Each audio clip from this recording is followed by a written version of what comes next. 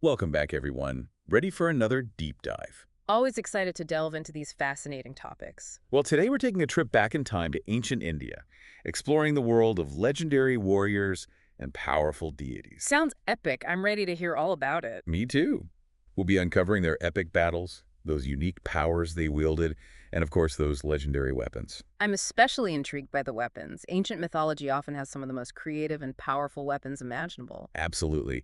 And get this, our sources for this deep dive are packed with details on 20 prominent figures straight from ancient Indian texts. It's going to be a wild ride. 20? Wow, that's quite a lineup. Where do we even begin with such an impressive roster? I know, right? We've got gods, demigods, kings, demons, and everything in between. It's like a who's who of ancient Indian mythology. Okay, so before we get lost in this epic saga, I think it's important to set the stage. We got to start with the Trimurti, right?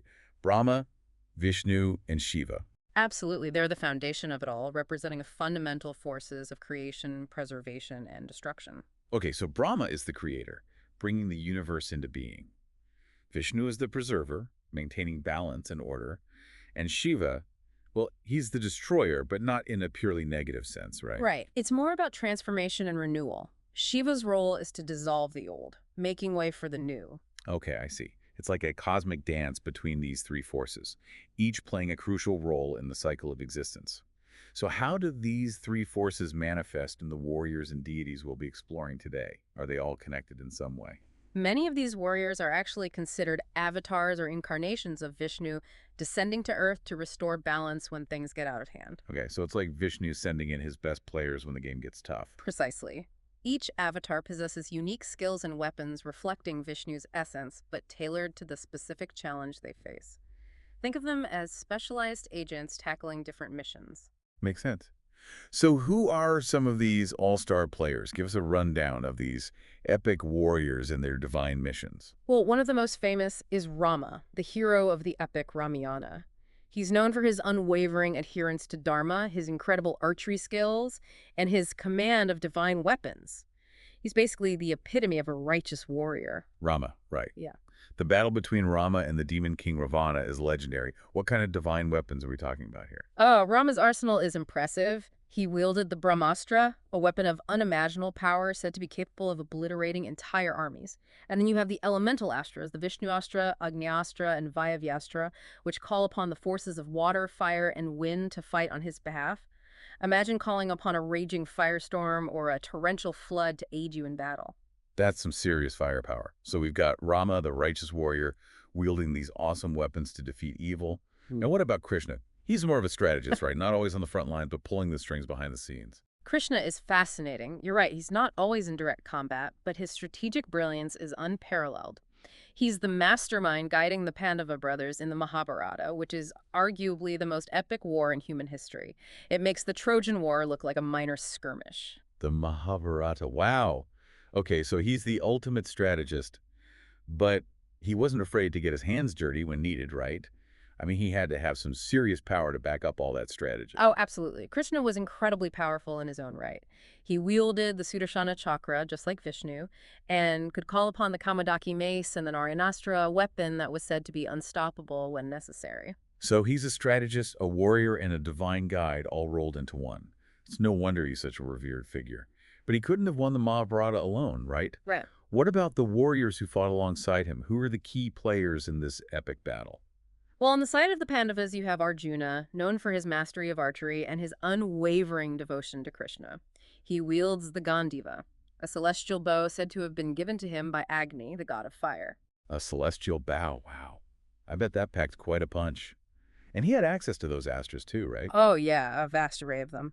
But then you have Karna, Arjuna's tragic rival, who fought for the Kauravas. He was known for his unmatched valor and his own mastery of astras. It makes you wonder what could have been if these two incredibly skilled warriors had been fighting on the same side. That's the tragedy of the Mahabharata, isn't it? Yeah. So much potential loss due to conflict and misunderstandings. It seems like a lot of these warriors faced impossible choices and difficult destinies. Absolutely. And that's what makes these stories so compelling. It's not just about good versus evil. It's about duty, loyalty, fate, and the consequences of choices made when facing impossible odds. It's the human element within these larger-than-life figures that really draws you in. So, we have Arjuna and Karna. Who else shaped this epic war? Well, we have Bhishma, the grandsire of the Kuru clan. He was practically invincible on the battlefield, all because of a boon that allowed him to choose the time of his death. Imagine the strength of will it took to finally lay down his arms. Wow, talk about self-control. It's like he was the ultimate warrior, yet he chose to relinquish his power. But who else played a role in this epic clash? Then there's Drona, the master of warfare who trained both the Pandavas and Kauravas. His knowledge of astras and his strategic mind made him a force to be reckoned with. But his story also has a tragic element, especially with his son Ashwatthama. Right, I remember reading about Ashwatthama, known for his fierce loyalty to the Kauravas, and didn't he invoke the Brahmashirsha Astra in his grief and anger? Yes, after the war, in his desperation, he unleashed that terrifying weapon. Wait, the Brahmashirsha Astra? I thought that was a weapon capable of unimaginable destruction, maybe even ending the world. It was. It was said to be even more powerful than the Brahmastra. Okay, so that's officially terrifying. But thankfully, Krishna intervened, right? He wouldn't let the world be destroyed. Exactly. Krishna stepped in and prevented total annihilation. He always seems to be there to maintain balance, even amidst chaos. It's a good thing he's on the side of good. So we've got these incredible heroes and warriors, each wielding divine weapons and shaping the course of this massive conflict. But I feel like we've mainly focused on the Mahabharata. What about some of the other fascinating figures in ancient Indian mythology?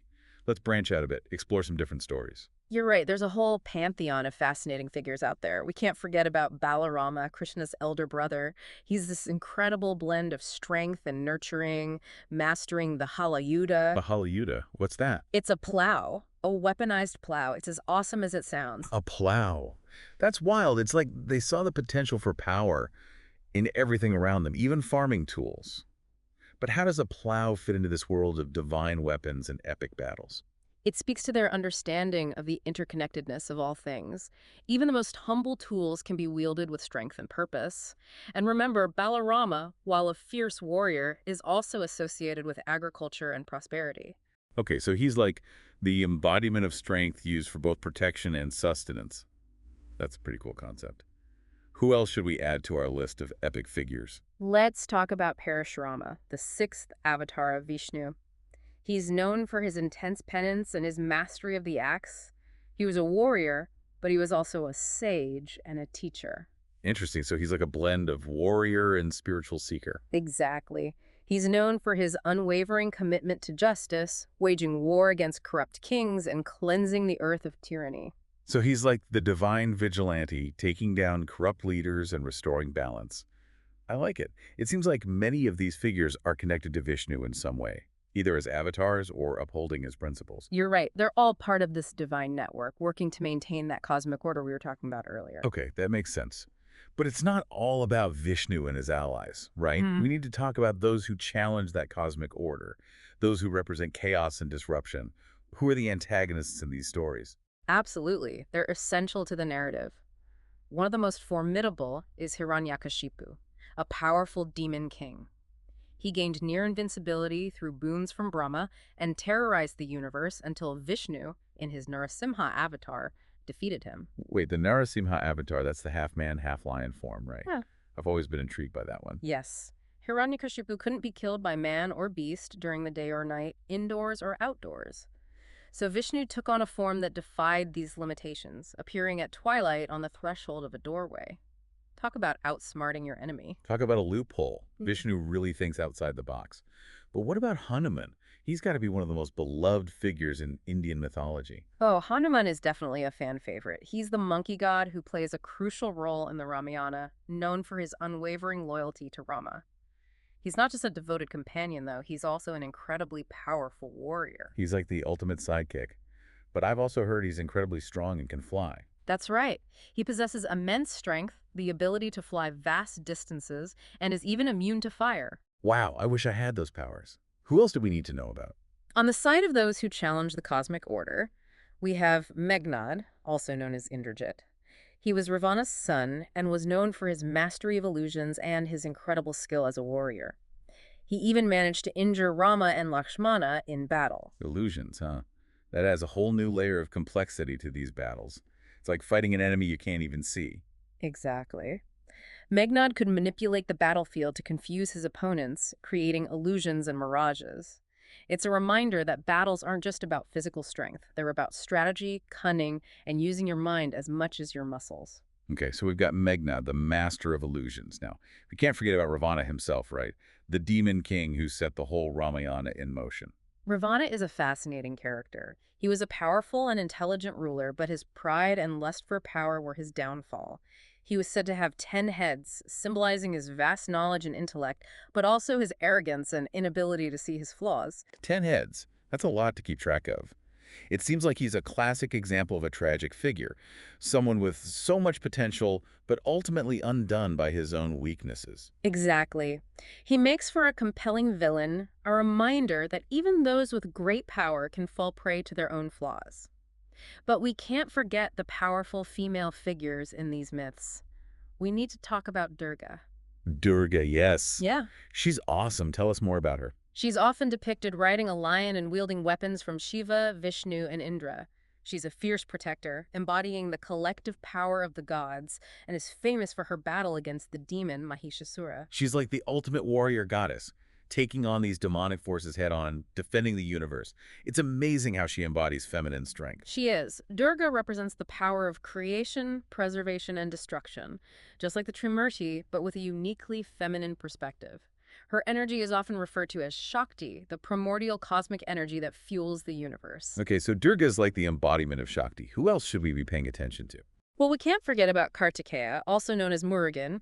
He's Shiva's son and is often depicted riding a peacock and wielding a divine spear called the Vel, which was a gift from his mother Parvati.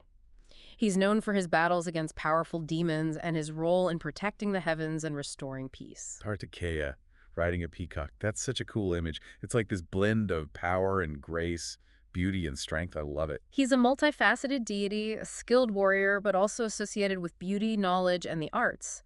But let's not forget our final warrior. Okay, who is it? Bring on the final contender. Our last warrior is Ghototkacha, the half-demon son of Bhima, one of the Pandava brothers from the Mahabharata. He used his unique abilities to fight bravely in the Kurukshetra war, often employing illusions and his immense strength to disrupt the Kaurava army. Wait, a half-demon fighting on the side of good? That's interesting. You don't see that every day. It's a reminder that appearances can be deceiving. Even those considered different or outsiders can play a vital role in upholding righteousness. Absolutely. It's about choices, isn't it? Choosing to fight for what's right, regardless of your background or your lineage. Okay, so we've covered a lot of ground. We've met 20 incredible warriors and deities, each with unique stories, powers, and weapons. And that's just the tip of the iceberg. Indian mythology is vast and filled with countless tales of heroism, duty, and the eternal struggle between good and evil. There's always more to discover, isn't there? Every time we dig into these myths, we find new layers of meaning. Okay, so we've explored all these incredible warriors, their weapons, their battles, and their roles in maintaining cosmic order.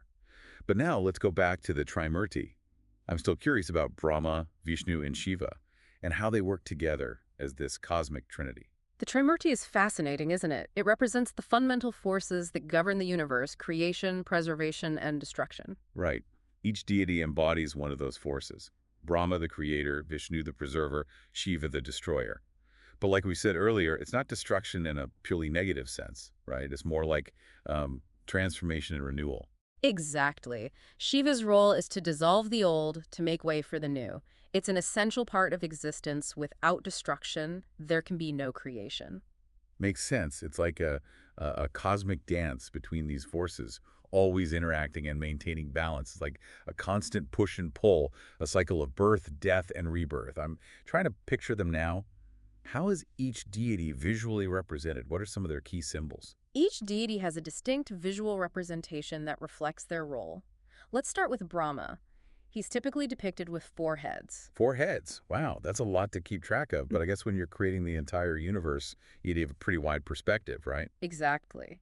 Each of Brahma's heads is also associated with one of the 4 Vedas, which are the ancient sacred texts of Hinduism. So it's not just about seeing everything. It's about knowledge and wisdom being the foundation of creation.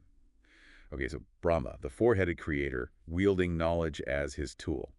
What about Vishnu? What are his defining characteristics? Vishnu is often depicted with blue skin, which symbolizes his boundless and transcendent nature. He's usually shown with 4 arms, each holding a specific object that represents his cosmic role. Oh yeah, I remember reading about that. It's like he's got this whole toolkit for maintaining the universe. So what are the objects and what do they represent? Well, there's the Sudarshana chakra, the spinning disc, which represents time and the power of the mind. Okay, so the chakra is all about the cyclical nature of time and the power of thought. What else is there? Then you have the Shankha, the conch shell. This one symbolizes creation and the primordial sound that birthed the universe. Wow, the primordial sound. I can almost hear it. What about the other two? We also have the Gada, the mace, which embodies strength and power, and the Padma, the lotus flower. Ah, the lotus. Such a beautiful and symbolic flower. It represents purity and detachment, showing that even in the midst of creation and preservation, there's a need for transcendence and non-attachment. It's like he's able to be fully present in the world without being consumed by it. So we've got Brahma, the creator, and Vishnu, the preserver, each with their own set of symbols and tools. Now, what about Shiva? What makes him visually distinct? Shiva is a powerful figure, often depicted with a third eye. Ah, yes, the third eye. What's the significance of that? It symbolizes his ability to see beyond the illusions of the material world, to perceive reality as it truly is. He also wears a crescent moon on his head, which represents the cyclical nature of time and constant renewal. Right. He's always got that snake around his neck. What does that represent? That's Vasuki, a powerful serpent king. He represents Shiva's mastery over fear and desire, a reminder that even primal instincts can be controlled and transformed. Okay, so the snake is all about conquering our fears and desires. I like that. What about the Ganges River flowing from his hair? I've always found that image so striking. It's a beautiful image, isn't it? It represents the purifying power of Shiva's grace. It's said that the Ganges descended from heaven to earth through Shiva's hair to cleanse the world of sin. Wow, that's powerful imagery. And of course, we can't forget about his Trishula, the trident. Right, the Trishula is a symbol of Shiva's role as destroyer and transformer. Each of the 3 points represents creation, preservation, and destruction, all united in a single weapon. So it's like the trident embodies the whole cycle of existence. Okay, so we've got these 3 powerful figures, each with their own unique symbolism. But what about their consorts? They play an important role too, right? Absolutely. The consorts of the Trimurti are more than just spouses. They represent the feminine energy, Shakti, which is essential for universal balance. That's like the masculine and feminine energies working together, Oh, yeah. creating a kind of cosmic harmony. Precisely. Rama's consort is Saraswati, the goddess of knowledge, music, and the arts. She embodies the wisdom and intelligence necessary for creation. So she's like the inspiration behind creation, the spark that ignites Brahma's energy. Makes sense. What about Vishnu's consort? Vishnu's consort is Lakshmi, the goddess of wealth, fortune, and prosperity. She embodies abundance, nourishment, and the well-being essential for life to thrive. Okay, so she's like the nurturing force that supports Vishnu's role as preserver. She's the one who provides the resources and the energy for life to flourish. What about Shiva's consort? Shiva's consort is Parvati, sometimes called Shakti. She embodies feminine power and energy and represents the nurturing force that balances Shiva's destructive power. It's like she's the calm in the storm, the yin to his yang. Together, they represent the cycle of life and death, the constant interplay between creation and destruction. So what's the bigger picture here? What's the philosophical significance of the Trimurti? The Trimurti reminds us that the universe is in a constant state of flux. Creation, preservation, and destruction aren't separate events, but interconnected processes, constantly happening simultaneously. It's cyclical, like the seasons or the phases of the moon. It's this interplay that keeps the universe balanced. So it's all about balance. Yeah. But how do we fit into this? How does the Trimurti relate to our lives as humans? We are part of the universe, aren't we? The same forces at play on a cosmic scale are also at work within us. We experience creation, preservation, and destruction in our own lives. We are born, we grow, we age, and we die. And through it all, there's this process of transformation and renewal. It's like we're little microcosms of the universe, reflecting the same patterns and processes on a smaller scale. And understanding the Trimurti helps us to understand ourselves and our place in this whole grand scheme of things. Exactly. And it can teach us to embrace change, to accept the impermanence of life, and see the beauty in both creation and destruction. Now, you might be wondering, are there alternative interpretations of the Trimurti? It's not a monolithic concept, is it? Yeah, that's a good point. We've been talking about the traditional view, but I'm sure there are other perspectives. What are some of the alternative interpretations? Well, in some traditions, they emphasize Shakti, the feminine energy, as the driving force behind the Trimurti. It's Shakti who empowers Brahma, Vishnu, and Shiva to perform their cosmic roles. So it's not just about masculine and feminine energies being equal, it's about recognizing feminine energy as the source of all creation and power. Precisely. It challenges traditional patriarchal interpretations and highlights the importance of the goddess in Hindu mythology. And there are other variations as well. For instance, in Advaita Vedanta, they see the Trimurti as a symbolic representation of Brahman. Brahman. It's the ultimate reality, beyond form and attributes. It's thought that Brahman manifests in these three functional forms to govern the universe. So it's like Brahma, Vishnu, and Shiva are different aspects of the same divine essence. They're not separate deities, but different ways the ultimate reality expresses itself. Exactly. From this perspective, the Trimurti is all about the unity and interconnectedness of all things. And this just shows how dynamic Hinduism is. It adapts and evolves over time. It's amazing how one concept can have so many layers of meaning. Okay, so we've got these different interpretations, but how do people celebrate the Trimurti? Are there festivals or rituals associated with each deity? Oh, absolutely. Each deity has their dedicated festivals and practices. For Shiva, one of the most important is Mahashivaratri, a night dedicated to celebrating his cosmic dance. So it's a celebration of both his creative and destructive powers. Exactly. A reminder that those forces aren't opposites, but two sides of the same coin. That makes sense. What about Vishnu? Any major festivals associated with him? One of the most well-known is Diwali, the Festival of Lights. It's celebrated in honor of his various avatars like Rama and Krishna, and celebrates the triumph of good over evil. Diwali. I've always loved Diwali. It's such a beautiful festival, full of light and joy. It is. It's a time for celebration and renewal, reminding us that even in the darkest of times, light always prevails. What about Brahma? Does he get a festival? Yeah, what about Brahma? That's interesting, isn't it? Brahma, while crucial to the Trimurti, doesn't have as many dedicated festivals or temples as Vishnu and Shiva. There are various interpretations as to why, some rooted in legends, some in philosophical interpretations. It's something worth exploring further. It's like there's another deep dive waiting to happen just on that topic. Okay, so we've covered the Trimurti, their symbolism, their consorts, alternative interpretations, and even festivals. I feel like we've just scratched the surface, but it's amazing how much depth there is to these ancient concepts. We have, haven't we? And it's a reminder that these myths and traditions are rich with meaning and symbolism. There's always something new to learn and discover. So we've explored the Trimurti and their role in maintaining that cosmic order. But what about the connections between ancient Indian mythology and other mythologies around the world? Do we see similar archetypes and themes? That's a fascinating question. I think it's amazing how, despite geographic and cultural distances, we see similar patterns emerge in the stories humans tell. Yeah, I'm really interested in those cross-cultural connections. Where should we start? Who are some of the figures in Indian mythology that have counterparts in other cultures? Well, let's start with Vishnu, the preserver. He's often compared to Zeus in Greek mythology. Zeus, the king of the gods. Okay, yeah, I see the connection. Right. Both powerful figures, upholding order, protecting the world. Exactly. Both wield mighty weapons, Vishnu with his Sudarshana chakra and Zeus with his lightning bolt. They both embody this idea of a supreme authority figure, keeping the forces of darkness in check. It's like different cultures were grappling with similar questions about how the universe works and who's in charge. What about Shiva? Does he have any parallels in other mythologies? Shiva has some interesting connections with figures like Hades from Greek mythology and Odin from Norse mythology. Hades, the ruler of the underworld, and Odin, associated with death, magic, and wisdom.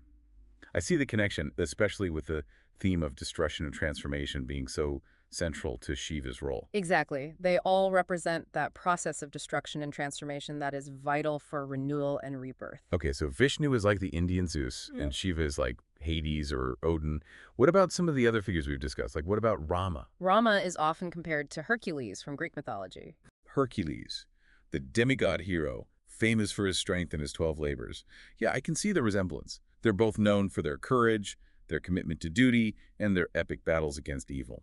Precisely. They both embody that classic hero archetype, the one who embarks on these epic quests and faces incredible challenges. What about Krishna?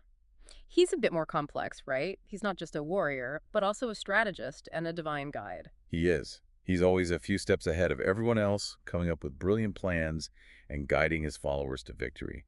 Who would you compare him to? I'd say Krishna's strategic brilliance and cunning are often compared to Odysseus from Homer's Odyssey. Odysseus, known for his intelligence, his ability to outwit his enemies, and his long journey home. Yeah, I can definitely see the similarities. They're both masterminds, able to think outside the box and come up with creative solutions. Exactly. And their stories show that it's not always about brute force. Sometimes it's about using your intelligence, your strategy, and your ability to adapt to win the day. Okay, so we've got Vishnu as Zeus, Shiva as Hades or Odin, Brahma as Hercules, and Krishna as Odysseus. Are there any other parallels that stand out to you? Arjuna, from the Mahabharata, is often compared to Achilles from the Trojan War. Achilles, the greatest warrior of the Greeks, but also a tragic figure. I can see the comparison, especially with Arjuna's skill as an archer and his complex relationship with Krishna. They both represent that archetype of the ultimate warrior, incredibly skilled but also flawed. And their stories show that even the greatest heroes aren't invincible. They're human, despite their extraordinary abilities. So Arjuna is like the Indian Achilles. What about Karna, his rival? Karna, the tragic hero who fights on the losing side, is often compared to Hector, the Trojan prince who defends his city against the Greeks. They're both noble and courageous, but are ultimately doomed. It's that sense of tragic destiny, isn't it? The idea that no matter how hard you fight, sometimes fate has other plans. Okay, so we have Arjuna as Achilles and Karna as Hector. What other connections do you see? Well, Bhishma, the grandsire of the Kuru clan, is often compared to Chiron, the wise centaur from Greek mythology. Chiron, the teacher and mentor of heroes. Yeah, I can see the connection. They're both wise and respected figures, known for their knowledge and their guidance, and they both ultimately sacrifice themselves for the greater good. Precisely. What about Drona, the master of warfare who trained both the Pandavas and the Kauravas? He has some similarities with Daedalus, the skilled craftsman and inventor from Greek mythology. Daedalus, known for creating the labyrinth and the wings that Icarus used to fly too close to the sun. I see the connection. Both are incredibly skilled, their creations shaping the course of events, but there's also a cautionary element to their stories, right? There is. It's a reminder that even the most brilliant creations can be misused. Okay, Drona as Daedalus. What other parallels do you see? Ashwatthama, known for his use of that devastating Brahmashirsha astra, shares some similarities with Ares, the Greek god of war. Ares, the embodiment of war's fury and violence. Yeah, I can see that. They both represent the chaotic and destructive aspects of war. Exactly. They remind us that war isn't just about strategy and heroism, it's also about chaos, rage, and the unleashing of our most primal instincts. Now, we've talked about a lot of warriors and powerful figures, but what about Balarama? Who would you compare him to? Balarama, Krishna's brother, known for his strength and his association with agriculture. That's a tough one. I'd say he has similarities with Enkidu from Mesopotamian mythology. He Yeah. was the wild companion of Gilgamesh. Enkidu, the one who starts out wild and untamed, but eventually becomes Gilgamesh's closest friend. I can see the connection, especially with Balarama's strength and his connection to nature. Exactly. They both represent that untamed force of nature that can be harnessed for good. Now, what about Parashurama, the axe-wielding avatar of Vishnu? Parashurama, the one who cleansed the earth of corrupt kings. Who would you compare him to? He has some similarities with Perseus, the hero from Greek mythology who slays the Gorgon Medusa. Perseus, known for his courage and his quest to defeat a monstrous enemy. I see the connection. They're both driven by a sense of justice and are willing to face any danger to right wrongs. They are. They both represent that archetype of the hero who stands up against evil no matter the cost. What about Narasimha, Vishnu's half-man, half-lion avatar? Narasimha, the one who defeats Hiranyakashipu by exploiting a loophole in the demon king's boon. That's a tough one. Who do you think he's similar to?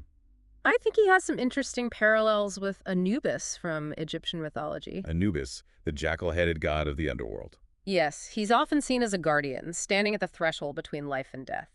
And like Narasimha, he embodies that duality, that blend of human and animal characteristics. Okay, I see the connection. They're both protectors, standing guard at the boundaries between worlds. Now, what about Hanuman? Who would you compare him to? Hanuman, the monkey god, known for his strength and his unwavering devotion to Rama, has some interesting similarities to Sun Wukong from Chinese mythology. Sun Wukong, the Monkey King. Oh yeah, I can definitely see that. Both incredibly strong, mischievous, and fiercely loyal to their masters. Exactly. They're both tricksters, but ultimately good-hearted and always ready to help those in need. They're loyal companions, powerful warriors, and they never give up. Okay, what about Megnod, the master of illusions? Meghnad, the one who uses illusions and deception to protect his domain, reminds me of Humbaba from Mesopotamian mythology. Humbaba, the monstrous guardian of the cedar forest. Yeah, they both represent that archetype of the formidable guardian, the one who tests the hero's strength and cunning. They're the ultimate gatekeepers. Precisely. They stand guard, protecting what's important, and challenge those who dare to enter their realm. Okay, now what about Ravana, the demon king with 10 heads? Ravana, with his pride and his lust for power, shares some similarities with Set from Egyptian mythology. Set, the god of chaos and disorder. I see it. They both represent that disruptive force, the one who challenges the established order and seeks to overthrow the gods. Exactly. They're both embodiments of ego and ambition, driven by desire and willing to break the rules. Okay, so Ravana is like the Indian Set. What about Durga, the warrior goddess? Durga, with her strength and her protective nature, is often compared to Athena from Greek mythology. Athena, the goddess of wisdom and warfare. Yeah, I can see the connection. They're both powerful female figures, skilled in battle and strategic thinking. They're both protectors, and they embody strength and intelligence. They do. And their stories highlight the importance of feminine power in maintaining balance. Now, what about Kartikeya, the god of war who rides a peacock? Kartikeya, Shiva's son. Who would you compare him to? He has some similarities to Horus from Egyptian mythology. Horus, the falcon-headed god, often associated with kingship and protection. Okay, yeah, I see it. There's both sons of powerful gods, and they both fight against evil to restore order and justice. Exactly. Yeah. And finally, we have Gatotkacha, the half-demon warrior. Gatotkacha, who fights alongside the Pandavas and sacrifices himself for the greater good. Who would you compare him to? I'd say he has parallels with Beowulf from the Anglo-Saxon epic poem. Beowulf, the hero who faces monstrous enemies and ultimately sacrifices himself for his people. I see the connection. They both embody that ideal of selfless heroism, the warrior who puts the needs of others before their own. Precisely. And their stories show that heroism can come from unexpected places. It's not about lineage or appearance, but about the choices we make. It's about having the courage to stand up for what's right, even when it means facing impossible odds. Exactly. And that's what makes these myths so enduring. They speak to universal human experiences. They tell stories of love and loss, courage and sacrifice, the struggle between good and evil, and they offer us a glimpse into the minds and hearts of those who came before us. It's incredible to think about how these stories, told thousands of years ago, still resonate with us today. They're like these ancient echoes, these threads that connect us to the past, to different cultures, to something larger than ourselves. It's incredible how these ancient myths, originating from diverse cultures across the globe, managed to tap into something so deeply human, uniting us through shared experiences and aspirations. It's like a secret code embedded within these stories, a code that unlocks something universal within us. Exactly. And that's what makes exploring mythology so fascinating. It's not just about learning about ancient cultures and beliefs, it's about understanding ourselves better. Okay, so let's recap for a second. We started by exploring the epic battles, unique powers, and legendary weapons of these ancient Indian warriors and deities. We ventured into the profound symbolism of the Trimurti and delved into the concept of cosmic balance, a concept that resonates far beyond ancient India. And we even managed to trace those intriguing parallels between these figures and archetypes from mythologies across the globe. It's been quite a journey, wouldn't you say? It really has. It's amazing how much ground we've covered, and I feel like we've only just scratched the surface. But before we wrap up, I have to ask, what does it all mean? Why should we even care about these ancient myths and legends in today's world? What's the relevance? That's the big question, isn't it? The one that always lingers after we delve into these ancient narratives. And I think there are many layers to the answer. First and foremost, these myths offer us a window into the past. They provide a glimpse into how ancient cultures understood the universe, their place within it, their beliefs, values, and worldviews. It's like we become time travelers, stepping back into those ancient worlds and seeing through the eyes of those who came before us. Exactly. It allows us to connect with our shared human history on a deeper level. And I think that's incredibly valuable. Okay, so these myths give us historical and cultural insights, but do they have any practical application in today's world? What can we learn from them? Oh, absolutely. These myths are timeless because they deal with universal human experiences and emotions. They grapple with love and loss, betrayal and loyalty, courage and sacrifice, the eternal battle between good and evil.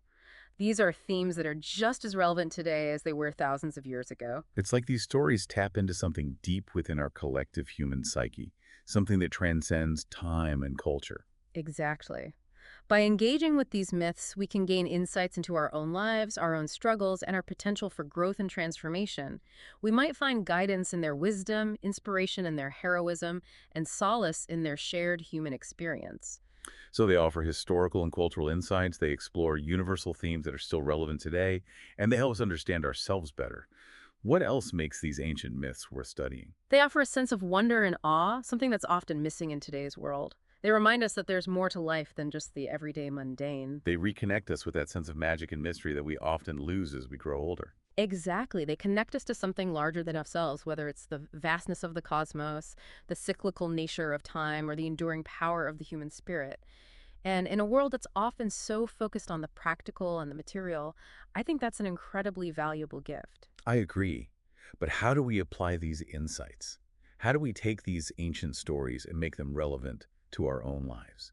What are some of the key takeaways we can apply to our own journeys? One key takeaway that stands out to me is the importance of balance. We see Clear. it embodied in the Trimurti, the understanding that creation, preservation, and destruction are interconnected processes. And finding that balance within ourselves, within our lives, is essential for harmony and well-being. It's like finding that sweet spot between pushing ourselves to create and grow, maintaining what we've built, and having the wisdom to let go of what no longer serves us. Precisely. It's about finding that equilibrium, that dynamic flow between these forces, and that applies to all areas of life, wouldn't you say? Absolutely. Our relationships, our work, our spiritual practices, it's all about finding that balance. Okay, so balance is a key takeaway.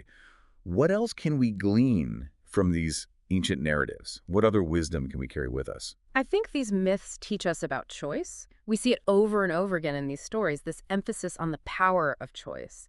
The characters are constantly faced with difficult decisions, and those decisions have real consequences. It reminds us that we have agency in our own lives. We're not just passive bystanders, but active participants, and our choices matter. They shape our destinies. Exactly. And that's a powerful message, isn't it?